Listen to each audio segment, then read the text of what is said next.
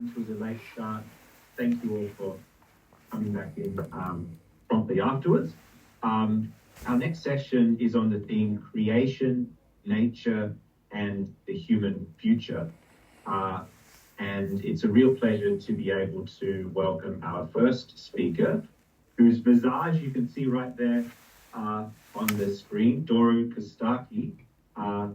Doru was unable to come in person due to being unwell at the moment, but I'm really grateful, Doru, that you're able to be accommodating and still present here online today. I know I, for one, have been really looking forward to hearing from you. Doru is going to speak to us on science-engaged theology in conversation with Clement of Alexandria. And for anyone who doesn't know him, Doru is Associate Professor of Theology at the Australian University of Divinity, Academic Dean at the Assyrian Theological College. His doctoral studies were in Orthodox theology at the University of Bucharest in Romania, and he's published widely on patristic theology and has a real expertise on Orthodox engagement with science. So, Doru, 20 minutes. And then there'll be 10 minutes of question and discussion. Over to you. Thanks a lot, Ben, and apologies once again, everyone. Flu and all that. Just a bit of good news. I was promoted to professor. Thank you very much for reminding me of my former days. I'll be... Congratulations. That's wonderful. Thanks. I'll be reading through my paper, and I'll only share from time to time when I quote from primary sources, if that's okay. So, in this paper, I discuss Clement's Gnostic physiology. That's a technical term. That is his method of nature contemplation as practiced primarily by saintly sages, whom he calls holy Gnostics. His is the first consistent iteration of the ancient discipline of nature contemplation in a Christian sense, specifically as an interdisciplinary undertaking that, together with combining ethical criteria, pedagogical principles, philosophical practices, scientific insights, and theological perspectives, introduces the holy Gnostics as the core element of the method. Accordingly, Clement does not present the method in systematic fashion. Instead, he records the experiences of the saints in terms of nature contemplation. At least this is the main point I'm making throughout. I take this opportunity to acknowledge that this presentation summarizes the argument of the book I published earlier this year at Routledge, Nature Contemplation in Clement of Alexandria, Elements of the Method. And pretty much I draw on it, of course. My treatment of Clement's approach to nature contemplation draws on the recently arrived science-engaged theology. The latter amounts to a genuinely theological alternative to the usual ways of doing what, for better or worse, is known as science and religion, or sometimes science and theology, or again, faith and science. What matters is that the new arrival gave me an opportunity for considering Clement's nature contemplation from a different angle. I had already experimented with science-engaged theology in its dimension as a theological hermeneutic of scientific ideas in a 2023 journal article published in St. Vladimir's Theological Quarterly, and a 2024 co-authored book. It's this one, A New Copernican Turn, Contemporary Cosmology, the Self and Orthodox Science-Engaged Theology. It's also a Routledge book, which I co-authored with Geraint Lewis, who's an atheist astrophysicist who's very interested in communicating with theologically minded, believing people. It is these earlier undertakings that helped me realize that Clement's method, interdisciplinary in its scope, can be seen as an exercise in science-engaged theology. Clement's method entails a range of layers, from existential to theoretical to practical. He is the first Christian author to have consistently affirmed the requirement of personal transformation through purification, and the praxis of virtue as a prerequisite for knowing, that is, knowing God, the universe, and the self. This existential prerequisite entails a synergetic aspect, the contemplative person or the Gnostic, reaching the highest or insightful knowledge by attaining divine proximity and enlightenment from above. But the existential component is not all there is to Clement's method. Using Abraham and Moses as scriptural paradigms, he showed that the contemplative person must also be well acquainted with the curricular disciplines, including the available sciences, which equips him or her. By the way, Clement is very generous and embraces everyone. He speaks of holy Gnostics as both men and women. So, which equips him or her with appropriate tools for studying reality from the nearest and most familiar to the farthest reaches of the cosmos. By deploying both existential and intellectual tools, the contemplative person advances in knowledge and understanding, in so doing experiencing ongoing transformations. In this case, different from the scientific culture of today, exploring the cosmos through mathematics and the sciences does not require circumventing either the contemplative person or the insights of theology. And the contemplative person attends to his or her spiritual journey without ignoring the universe and the natural sciences, in other words, nature and culture.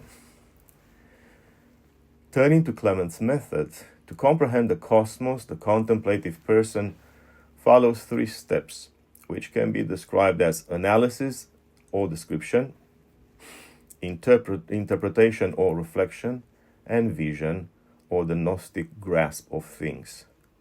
The first step amounts to what Laura Riserio called una scienza della natura, a genuine natural science. It includes direct observations of natural phenomena, theorization, experimentation, and analysis, and culminates with synthesizing information.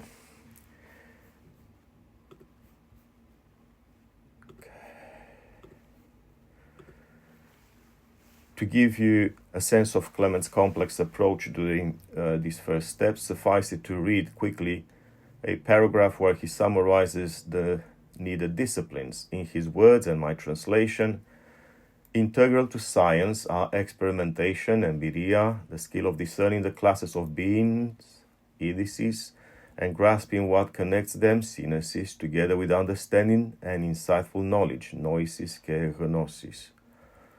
Concerning idices, it is the science of what things are generally in regard to their class. In turn, and viria is the comprehensive science that interests itself in the kind and manner of each being. Furthermore, noesis is the science of what is accessible to noetic perception. Then, synesis is the science of what is compared, or the secure comparison of, or the capability to compare what is the meaning and the science of one being, each being, and all beings that refer to a single category.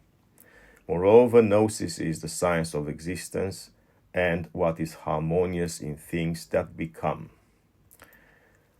These scientific disciplines are of Platonic origin, and a full analysis of this passage can be found in my book. What matters here, however, is that by making recourse to these disciplines, the contemplative person forms an accurate image of the physical world, well, by the standards of the time. Without this image, no contemplation of nature is possible, at least not in a theological sense. Contemplation begins from checked facts, from the firm and sound perception and comprehension of the truth. This was another quotation. Not untested ideas and hearsay. And it is noteworthy within this context that Clement was a crusader against ignorance and misinformation. I assume some people in the United States would be happy to hear it.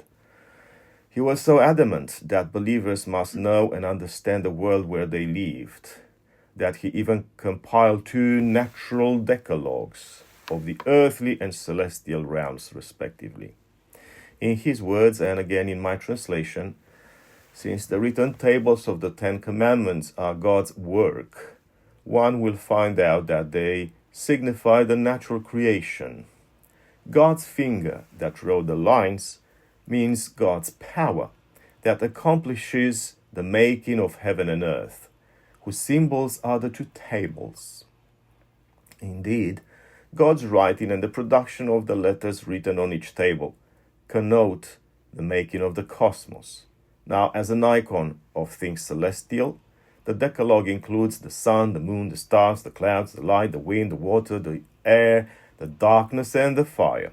Of course, today we would add many more elements, but that was the science of the time. Such is the natural Decalogue of the sky.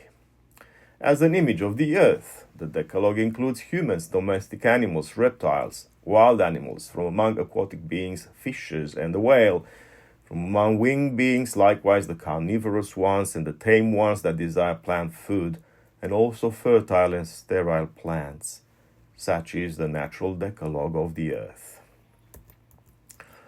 Clement does not clarify why believers would need to know their home, the world, but his thinking is transparent, it seems to me.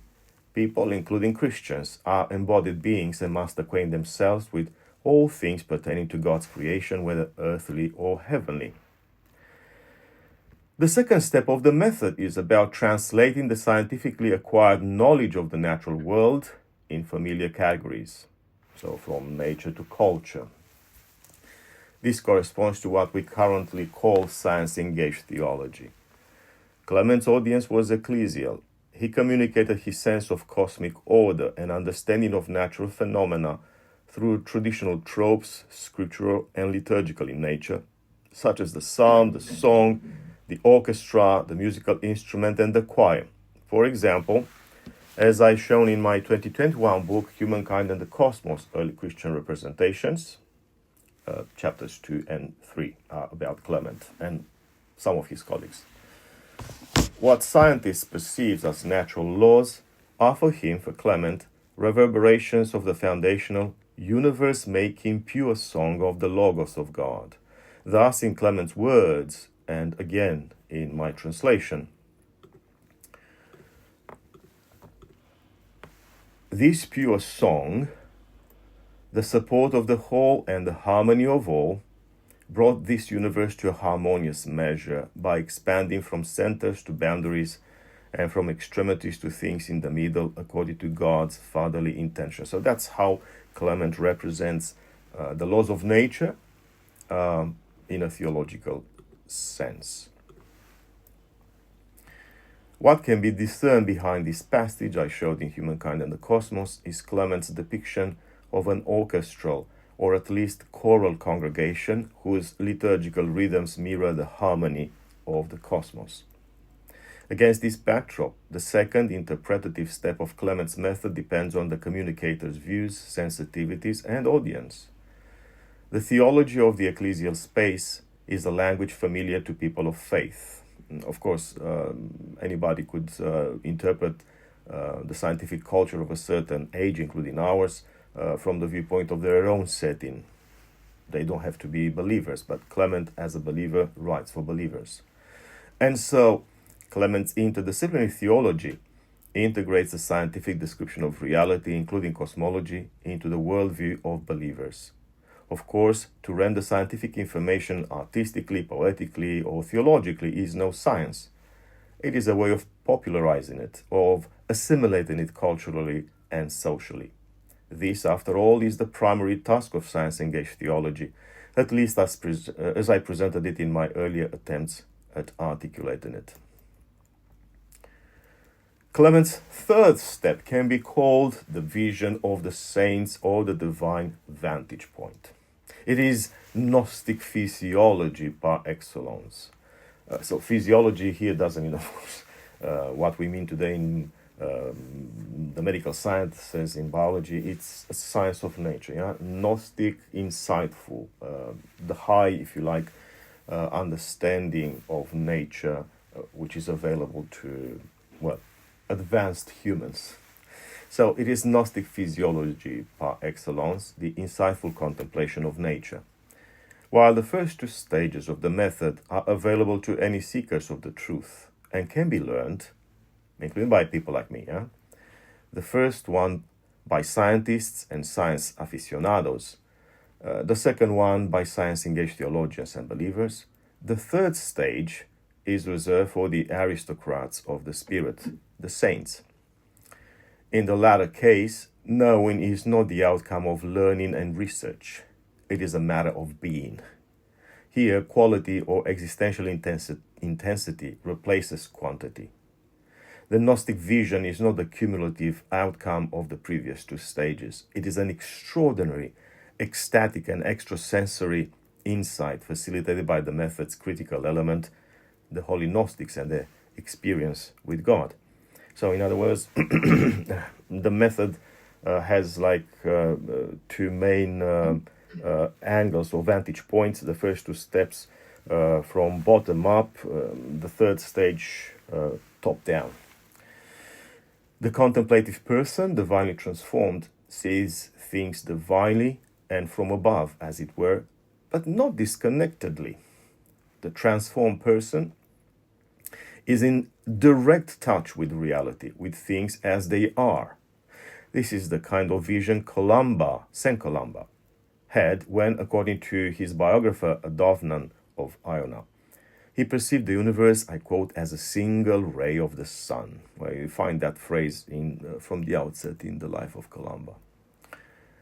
In the same vein, Clement pointed out that together with Christ and led by him, the saints comprehend, I quote, what the beings presently are, os esti, what the future things will be, os este, grammar, and how the things that have been brought into being came to be, os egeneto, end of quotation.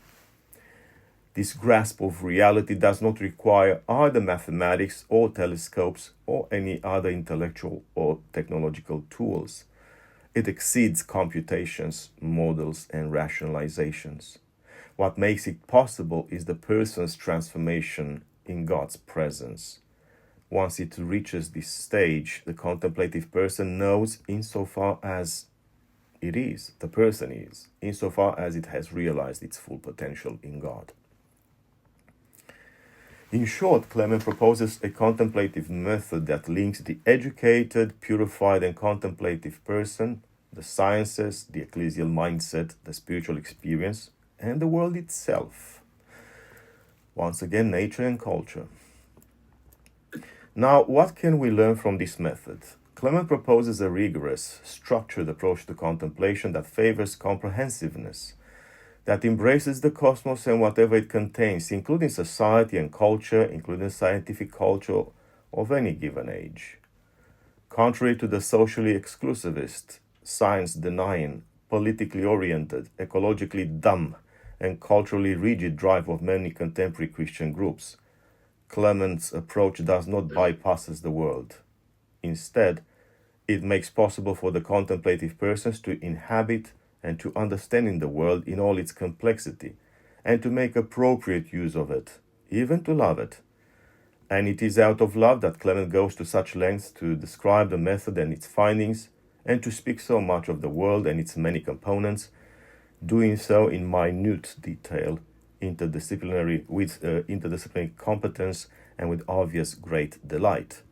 The method combines a view of reality from below, attained via disciplinary processes, including analysis and description, and from above, which is a visionary insight gained in fellowship with Christ and as a divine grasp of things. In both cases, the object of contemplation is the cosmos in its entirety, visible and invisible, and in its temporal unfolding, past, present, and future. The findings of both views are mediated to Christian audiences by familiar analogies in whose light the created universe resembles the ecclesial world. That these audiences are supposed to assimilate the findings of research, such as through the natural decalogues, is telling in regard to what Clement believes is the actual task of Christians in the world. What matters, however, is that Clement's method proposes a journey of discovery that, together with causing the gradual transformation of the contemplating persons into Gnostics, brings with it a deep commitment to the world, one that comes not from interested attachments, but from sheer wonder, knowledge, and understanding. This method, which anticipates science-engaged theology, is the generous alternative of the a generous alternative to the cultivated anachronism, the rejection of science and knowledge, and the purest spiritualism of many Christians of our day and age. And this is where I conclude.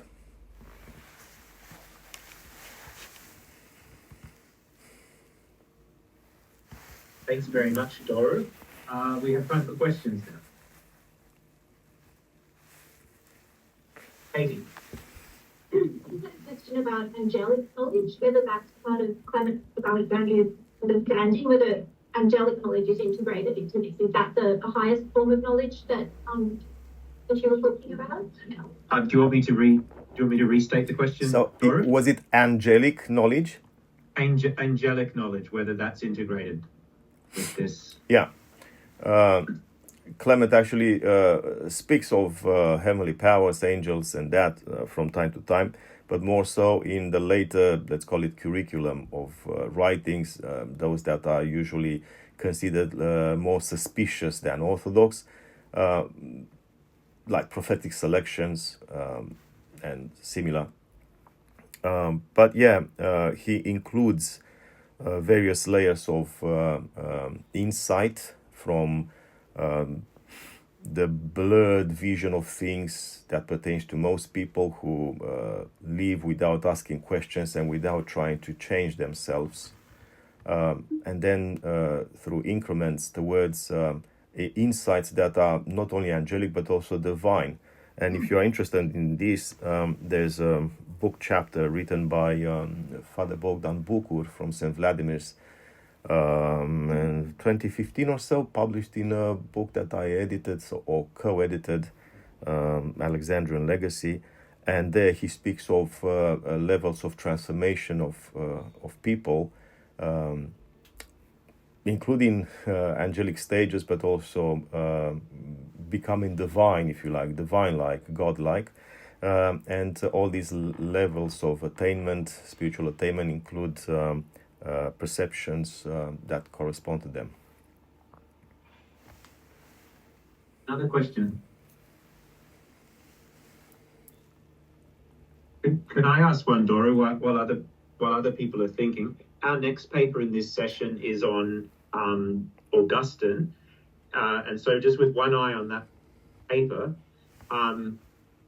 this harmonious, the knowledge of the cosmos as fundamentally a knowledge of harmony that reverberates from the song of the Logos and all that, is this feels sort of different from the tradition that influenced the rise of modern science, in Peter Harrison's work on the 17th century, and the way it was especially the knowledge of the fall, a perception of the brokenness of the human mind and so on, that then gave rise to methods of checking and blah, blah, blah, blah, blah. Are these two totally different traditions, or are they compatible somehow? Well, thanks, Ben. Well, actually, they are different. Of course, they are different because they ended up with very different outcomes. The West, somehow thinking more analytically and through dissociations of fields of study, ended up by creating what we call modern science.